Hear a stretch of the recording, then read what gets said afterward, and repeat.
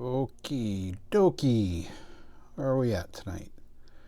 Hey everybody, Trevor here with Grain Free Me in Fremont, Nebraska. I wanted to do an update tonight for quite a few different reasons. Main one is that even though I talk about this on my website and I've shared this in other videos, I do get questions all the time from people. Most of it's medically, this is what's going on with my kid, this is what's going on with me, and I do my best to try to help anybody out that, sends me a question.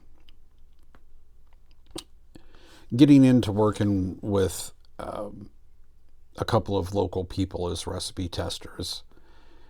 These are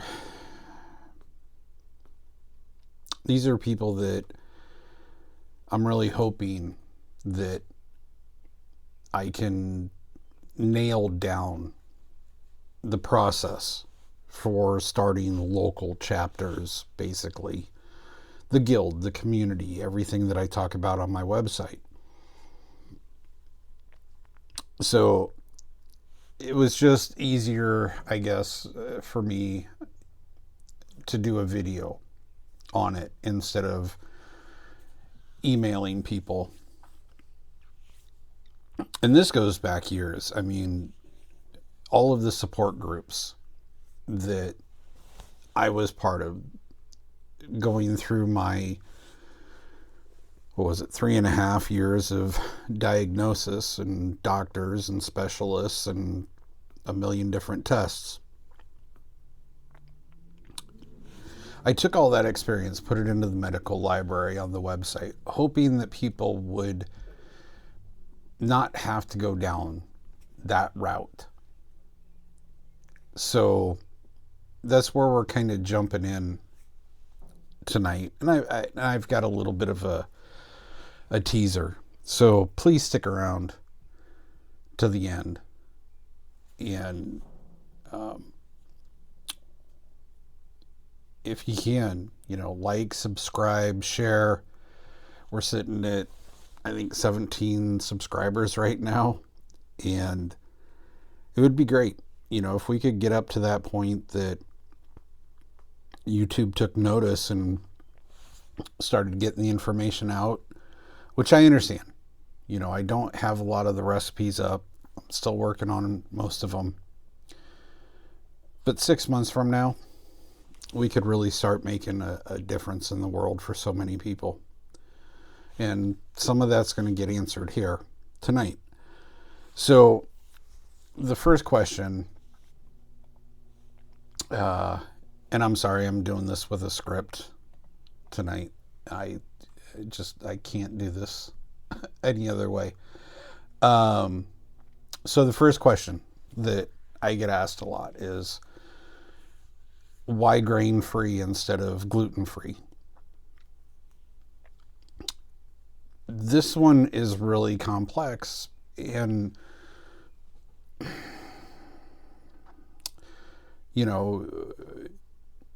the pushback, let's say. I get a lot of pushback from people saying, well, my kid is celiac, or my kid's gluten intolerant. Why not just use the gluten-free stuff that's at the store? And most of the time, I'll respond to these people with, okay, do you guys eat that stuff regularly? And they'll say yes.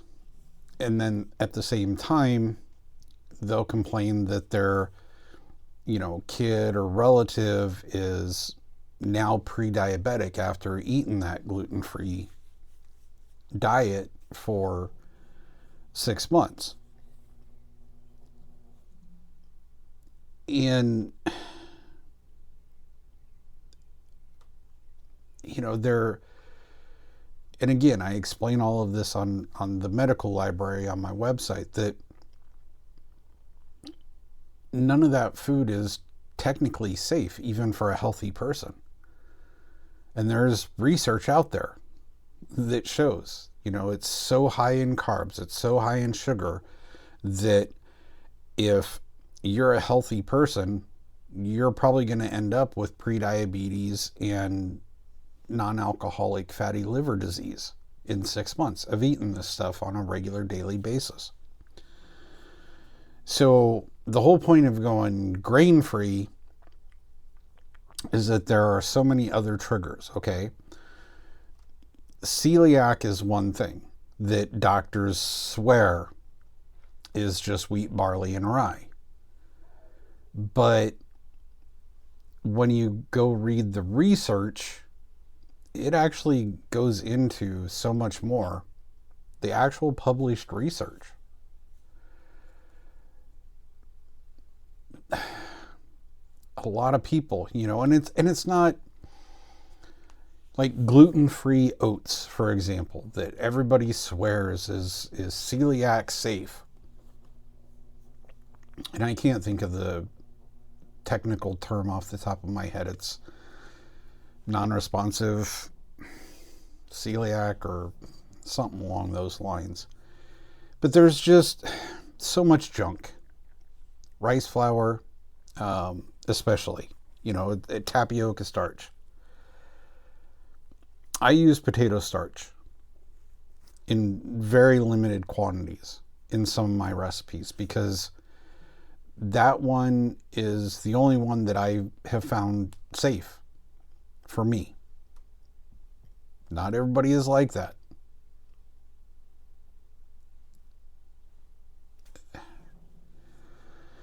But if I can come up with recipes using a little bit of potato starch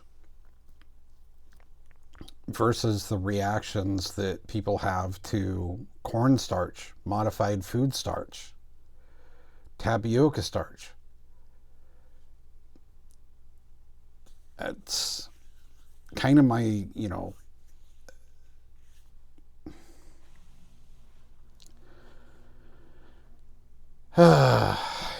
it's trading one problem for another. And I'm doing my best to figure out the safest way to make the best recipes.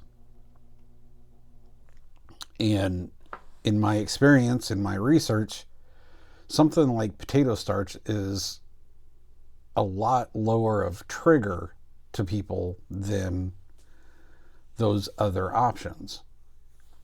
And again, in my recipes, I'm trying to use as small of amount as possible just to get it back to a point where picky eaters, elderly, etc., will enjoy it. And cost-wise, too. What is the cost? So that's why grain-free. I don't use arrowroot. I don't use tapioca starch. And tapioca starch isn't a grain. It's a root. But the carb load is so high. Arrowroot, same thing. It's a tuber. The carb load is so high, especially for people like me with HFI. Diabetics, pre-diabetics. If I can figure out, and then coconut flour, that's another big one that a lot of keto and gluten-free recipes use, which then you have a aspect of the tree nut allergy, which I understand. Most of my recipes use almond flour, but again, it goes back to my reaction. Some of majority of this stuff might be totally safe for other people. And maybe at some point down the road, I would say maybe I'll put that in the recipes. If you're not HFI, if you're not pre-diabetic, then maybe you could substitute coconut flour, arrowroot, and tapioca starch, etc. But I would rather, I just want to make the best recipes that people don't even have to worry about it. If they pick up a grain-free me recipe, they don't have to worry about it. And I think that I can do that with the direction that I'm going. Number 2, why limit ingredients so much instead of just using store-bought products? Same kind of answer here. I got really good at reading ingredient labels, and I'm trying to do almost all of my, minus the spice mixes, which sometimes you need 10 or 15 different spice ingredients to create a chili spice mix or breading for fried chicken.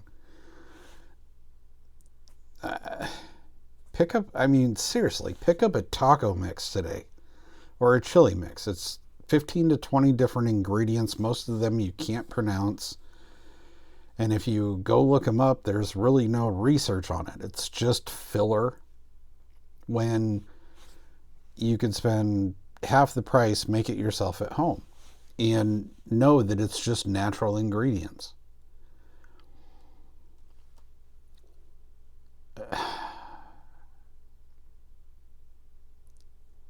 And here's the other thing, if you spend a little bit of money on bulk spices, for example, okay, you know exactly what's in it. Garlic powder, chili powder.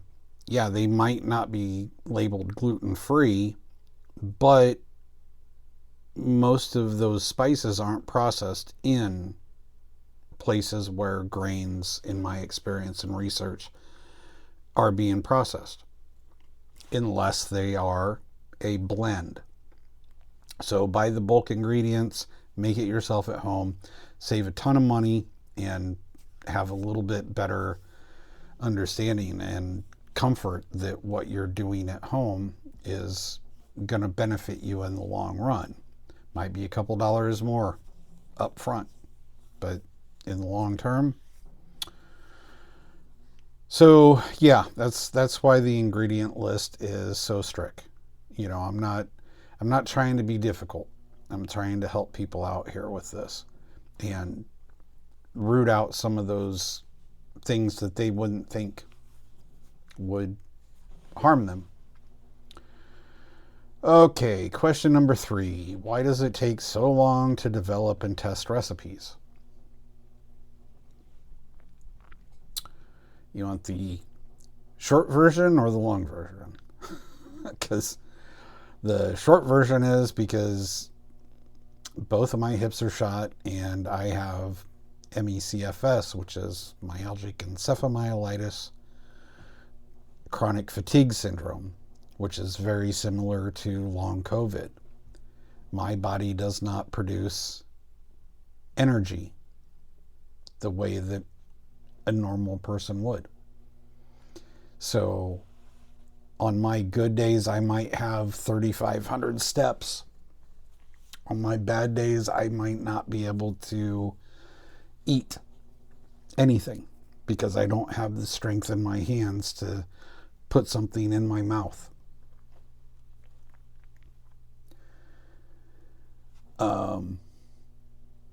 I don't like to talk about it, to be completely honest, because that's that's a hard conversation to have with people, especially loved ones, when every step that you take, every ounce of energy you use in a day, you may never see again. And then we also have the money aspect. I'm not a millionaire. I'm a 52-year-old guy, living on disability payments due to my conditions. And I don't have any sponsors. I don't, up to this point, I haven't made a penny on this idea of grain-free me. So, I'm doing what I can with my limited income to buy the ingredients and the tools, because I have to keep finding simpler solutions to my disability, my limitations.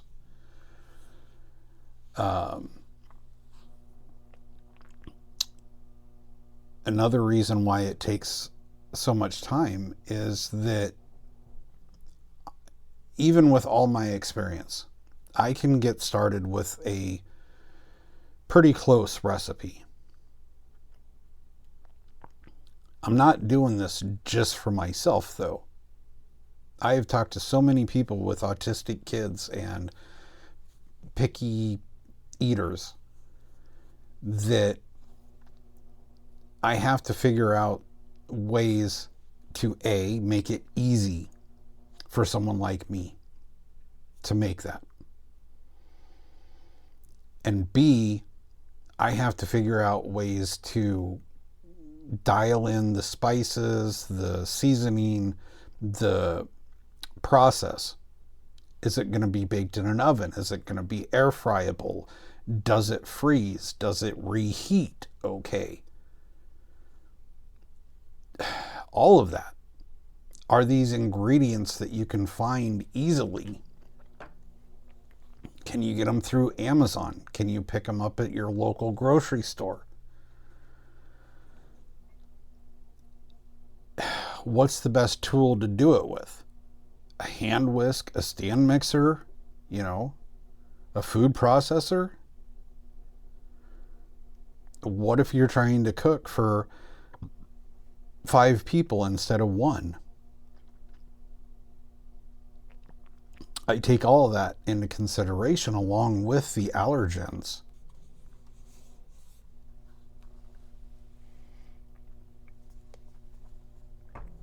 And each one of my recipes, I post that on the webpage so people don't have to spend money on a recipe that won't work for them.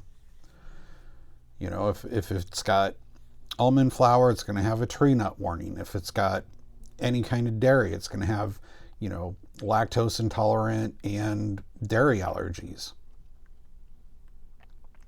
I started putting the alpha-gal syndrome warning on every recipe too. Carbs and sugar. It's not as easy as most people would think. So that's why it takes so long.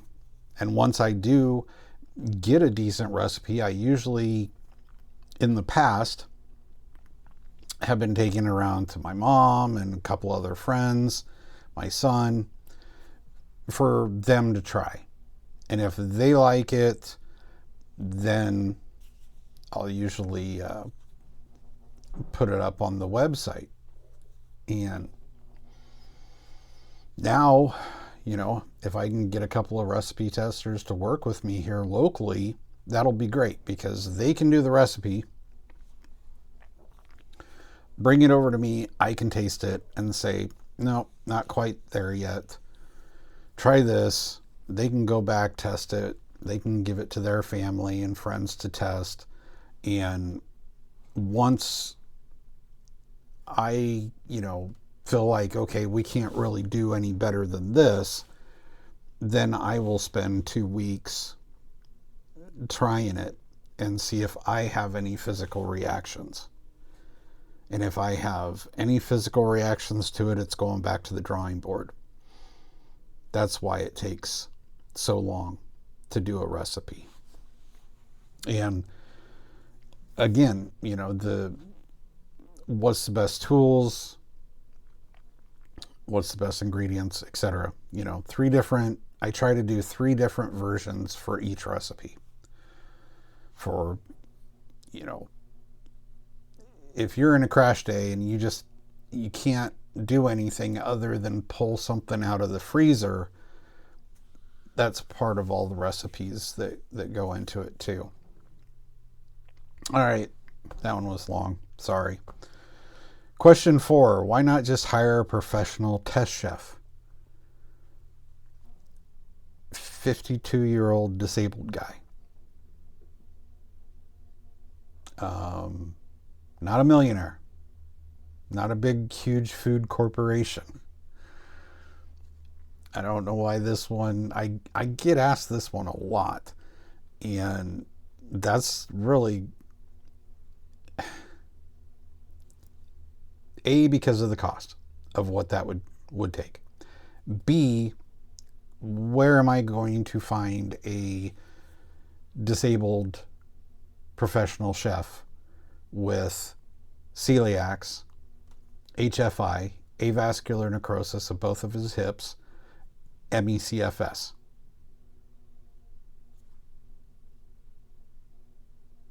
Not going to happen. So that would be pointless.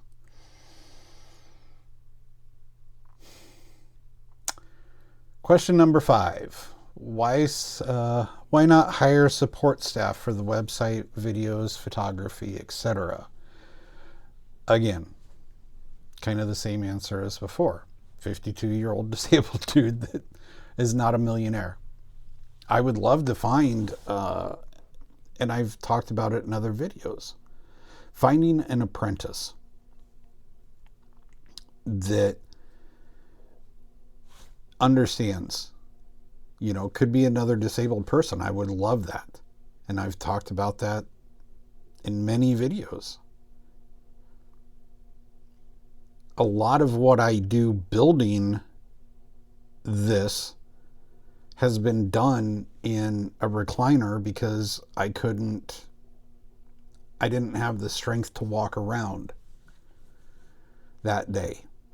So I sat with my keyboard in my lap and my mouse on my side table, and I worked on recipes, legal aspects of all of this, which there's a lot of legal aspects that go into this.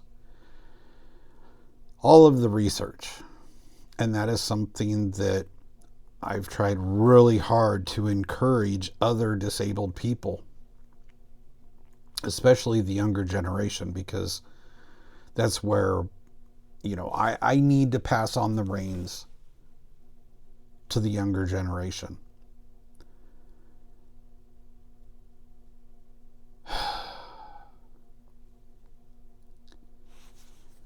So, on those days, if I'm in a really, really severe crash that I can't even type or think straight, yeah, it would be great.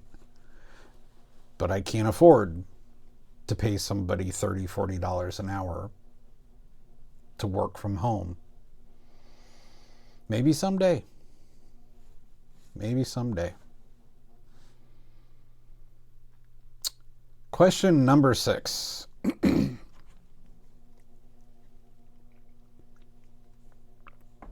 Why not apply for grants or do a GoFundMe? Well, I'm not sure how to explain this completely. For one, grants generally require a lot of oversight. So, and especially for the last 10 years or so, there's been a lot of strings attached to grants. That's too much work. Seriously. Just the application aspect of it alone, because you have to have business plans. And I looked into it years ago. When I first got sick, I went through everybody, and I didn't fit into any of the qualifications they were looking for when I was looking at converting my house in King Lake into a market garden. Bad experience. Applying for grants was almost as bad as what I was dealing with the doctors at that point. So not something that I really ever want to deal with again, unless I could find a person that I could, pay to do it. I just think there's better options. Same thing with GoFundMe. I'm not a charity. Don't ever want to be a charity. I don't want people giving me money for nothing.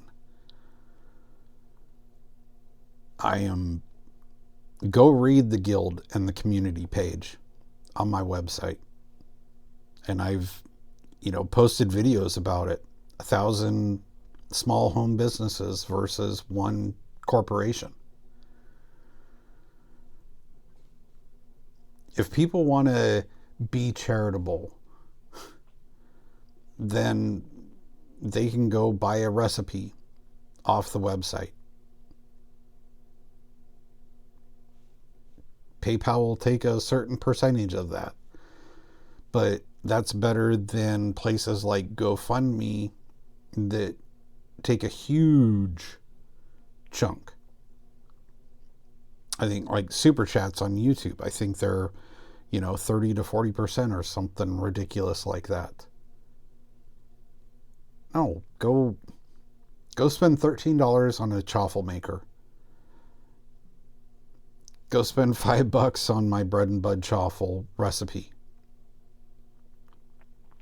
And start making bread and bun chaffles for your family.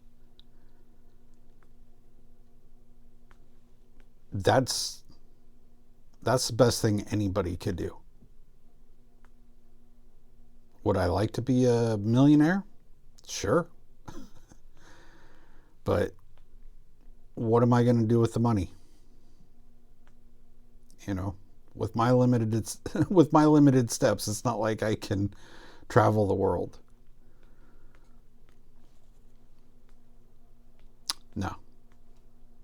No grants, no GoFundMe.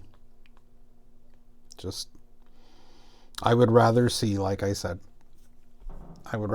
people start their own business at home, helping their neighbor, family, and friends, and their town. Build the community, build the guild. All right, that one's personal. Sorry. Question number 7. Leading into that one. What's the deal about the guild and finding local people to work with? Well, this one shouldn't be that tricky, but it is, because I think our society across the globe has gotten so far away from neighbors, family, and friends. Just in my experience, the dozens of support groups that I was part of over the years, celiacs groups, CFS groups, HFI groups, long COVID is another huge one. And every time I run the numbers, we're talking bare minimum like 45 million people just in the United States. Add diabetics into that. Add the elderly. Add autism.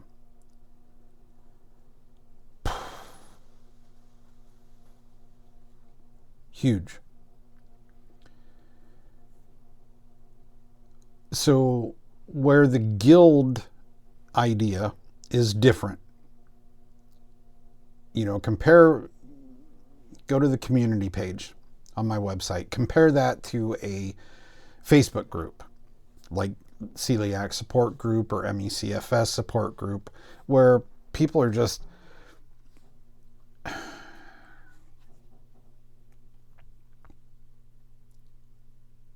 spend 5 minutes looking at one of those support groups on Facebook or other Reddit, TikTok, whatever, versus reading my community page.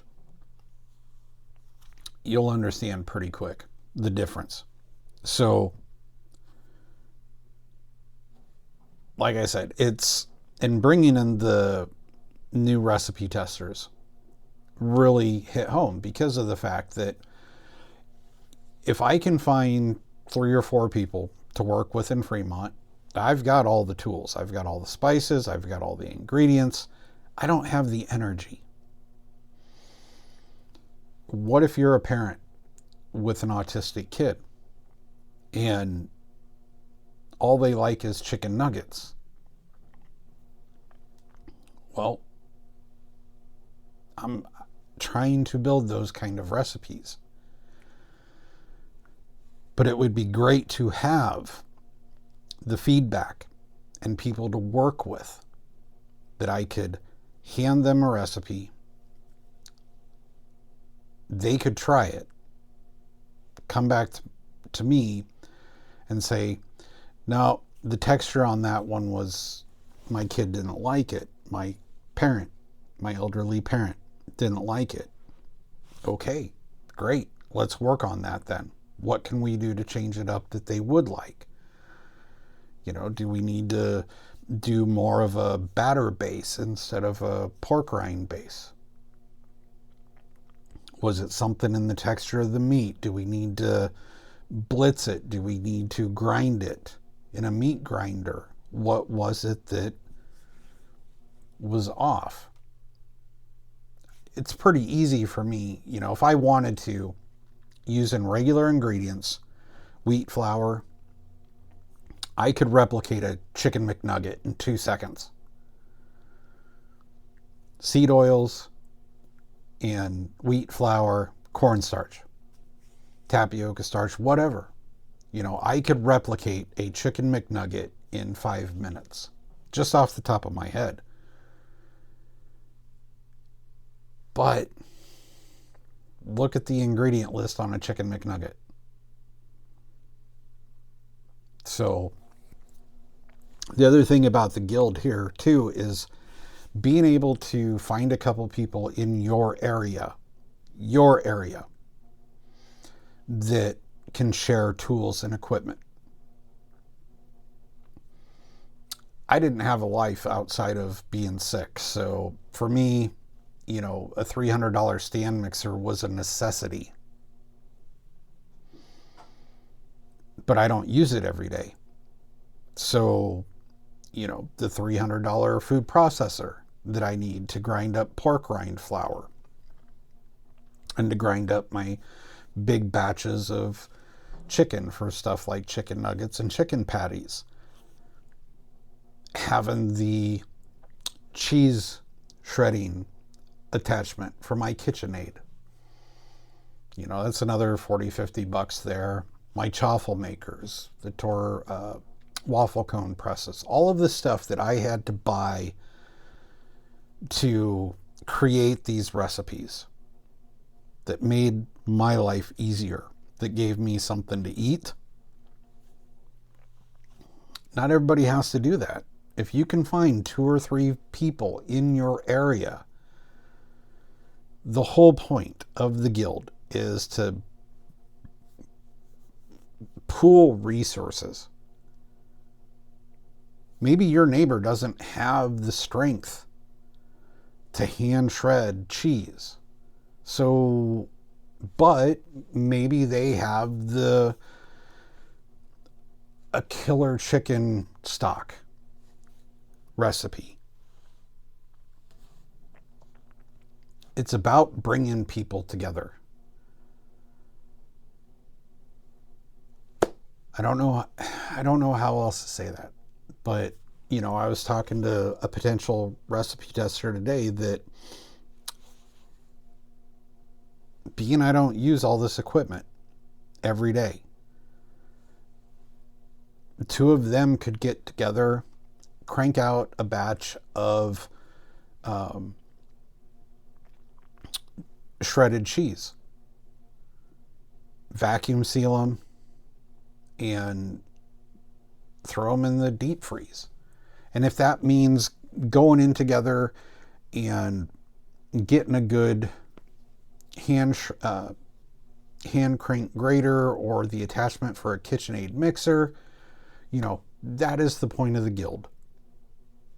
Get that group together. And it builds community because, a couple of people are spending a day together that they might not have done otherwise.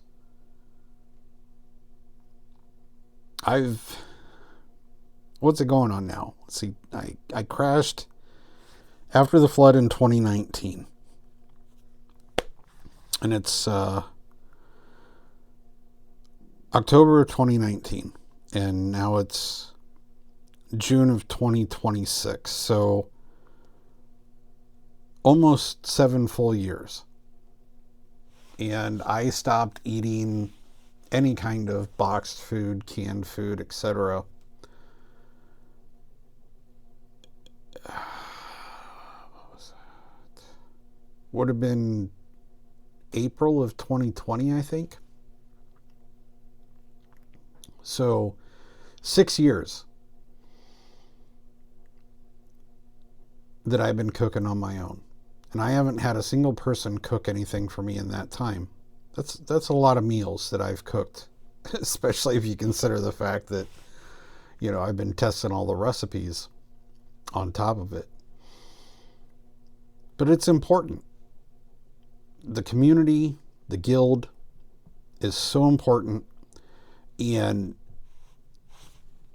by starting that, people can start helping each other. No government involvement.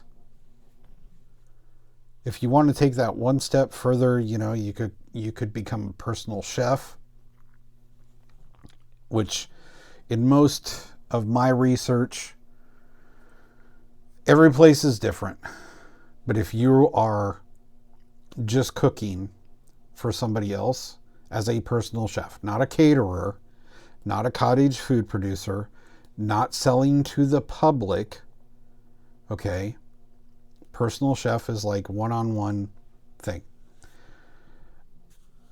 Some cities and counties and states may say that they have to buy the food and bring it to you. Some cities and states may say that you have to go work in their kitchen.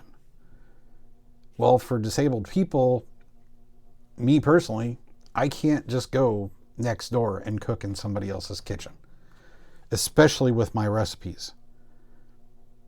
I have the tools and equipment. My neighbors, they don't have a $380 stand mixer. They don't have 2 chaffle makers. They don't have 2 tortilla presses. They don't have pizza pans. They don't have all of the equipment that I have. But I'm just cooking for them, let's say.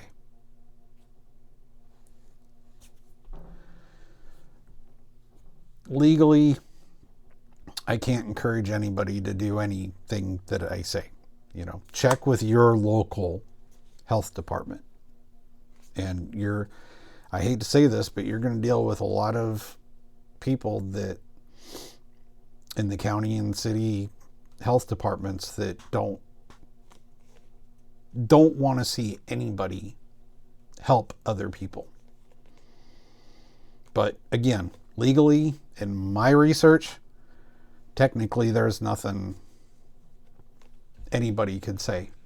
That's a person-to-person situation. You're not selling to the public like you would be with cottage food or a restaurant. Person to person. So look into it, but that's the point of the guild. And having that cottage food aspect for less disabled people, that would be great. If I had someone that could cook chaffles for me like I do for my mom, I would love it. because then I could just focus on the other recipes like pizza crusts and what to do with the chaffles, for example, tortillas, etc., etc., etc. Question 8. Why can't you do it all yourself? I think at this point I've pretty much explained it. Avascular necrosis of both of my hips, which at some point are just going to completely give out. And due to my ME/CFS, I don't really have an option for surgery or anything else, because it would probably either kill me or it would just speed up the fact that I'm going to be stuck in a bed or wheelchair for the rest of my life. Not worth the chance. So, again, those are part of the other videos and the medical library. You guys can go check it out if you want. So that's it for the questions for tonight. I had a lot of other ones that were pretty crappy, like I said earlier. And whether those are bots or just crabs in a bucket kind of people, maybe someday I'll talk about it, but it's not worth it. My time and energy, what little I have of it, is worth sticking to the positive stuff. So I mentioned up front, I had a little bit of teaser for something coming down the road. So one of the other biggest questions that I've had is, why can't you do any desserts? And, I posted it on the website, the Sweets and Treats page, that there's not a lot of easy aspects. There's not a lot of healthy ways of doing sweets and treats. So, especially for someone like me, my limitation is 4 grams of fructose per day. That's so small. And I get it. I've come to realize, look, not everybody is as bad off as I am. So I need to lighten up on the reins a little bit, and it would be better to create the healthiest version of a recipe that I could, versus just not doing it and letting people go buy the gluten-free brownie mix at the local grocery store. So here's the funny thing. My mom is an 80-year-old sugarholic. Both of her hips are shot, and she absolutely refuses to ever give up on her treats. So I finally convinced her that I'm going to start building recipes, and I'm going to build them mostly around an 80-year-old woman with 2 shot hips that she could do herself, in the hopes that it would get her away from doing like the typical recipes. So, first couple recipes I've got on the board for her are going to be chocolate chaffle, using my bread and bun chaffle recipe with cocoa powder, a little bit of vanilla. My updated whipped cream recipe, because in the past I had just been given her heavy cream. So like a cup of heavy cream, 2 tablespoons of instant vanilla pudding. That way she got the flavor and a better texture. Easier for an 80-year-old woman to do. But there's no grain-free version of Jell-O. So I had to come up with a different way to try out that would be a grain-free version. Also going to be doing a strawberry shortcake chaffle. And that's kind of the start. Because I've done pumpkin pie chaffles in the past. They're complicated though. Way too complicated. But I have, my mom has such a sweet tooth, as do most people. That is the number one thing that people look for in celiac groups is sweets, cinnamon rolls, chocolate chip cookies, donuts, all of this stuff.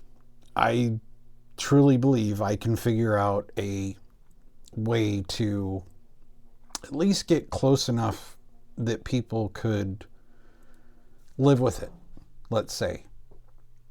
And for the younger generation, if they start off with a grain-free product and they never go out and get a Snickers bar, for example, it's always been cheaper. It's always been easier to just buy the stuff at the grocery store. So that's kind of the tease I was saying. Sweets are coming, and it'll be interesting to go down this,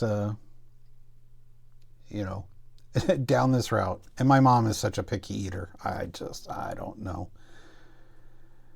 But if I can get it close with her, then that's probably going to be a pretty good recipe. Let's see, anything else tonight? Yeah, I'm hoping to have those recipes up, at least the chocolate and the strawberry shortcake and the whipped cream up within, 4 to 6 weeks. Because that's personally, even though I did the math, it would still be something that I could eat. It would be within my 4 gram per day limit, even with the whipped cream, the strawberries, and the chocolate. I've worked through the recipes enough that I could have. This would be something that I personally could eat. Which, compared to like a gluten-free donut, we're talking like the chocolate one between the whipped cream and the chocolate chaffle, I think it was around 5.2 grams of sugar for both versus 24 to 45 for something else like a let go my, So that's it. Best I could do with the questions. I'm sorry it ended up being 50 minutes long. And I appreciate the comments and the questions. I really do. Sometimes it's hard for me to respond. But guys, I'm hoping this explains things enough that we could get some people to actually start liking and sharing and subscribing. I get it. It's only been like 6 months and I just got the rest, just started getting recipes up. But we gotta,